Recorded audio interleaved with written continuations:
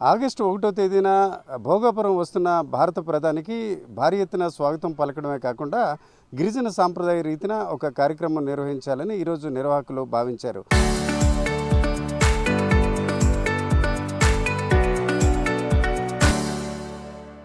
ఆ క్రమంలో దాదాపు 13,000 మందితో ఒక తింస డ్యాన్స్ కూడా ఏర్పాటు చేయాలనే నిర్ణయం భాగంగా ఈరోజు మనం అరకులో ఉన్నాం.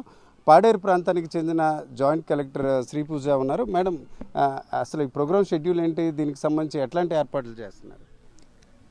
మనకి అందరికీ తెలుసు 1వ తారీఖున Bhogapuram international airport Alluri Sitaramaraju international ఎయిర్పోర్ట్గా పేరు పొందింది.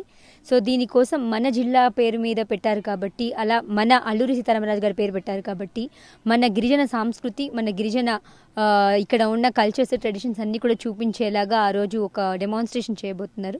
సో మీరు అన్నట్టుగా 13,000 మందితో మనకి ఆ రోజు దింసా నృత్యం అనేది చేయబోతున్నాం. సో మన దింసాకి ఇది జాతీయ స్థాయిలో గుర్తింపు దీని ద్వారా రాబోతున్నది. ఎందుకంటే ఇంత లార్జ్ స్కేల్లో మనం ఎప్పుడు దింసా ముందు చేయలేదు కాబట్టి ఇక్కడ మన గిరిజన యువతలు, గిరిజన మహిళలందరి దగ్గర కూడా మనకి ప్రాక్టీస్ చేయించడం జరగబోతుంది. వీళ్ళందరూ 30వ తారీఖు నుంచి అక్కడ ఆన్ సైట్ ప్రాక్టీస్ చేస్తారు.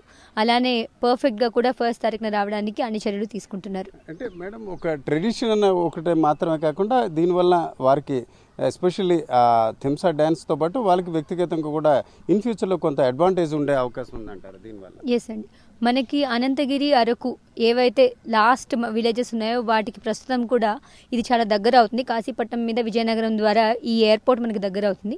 రెండో విషయం ఏంటంటే, గతంలో మనది ఈ నేవల్ ఎయిర్పోర్ట్ ఉండడం వల్ల విశాఖ ఎయిర్పోర్ట్కి కమర్షియల్గా ఫర్దర్గా ఎక్స్పాన్షన్ చేయలేకపోయారు.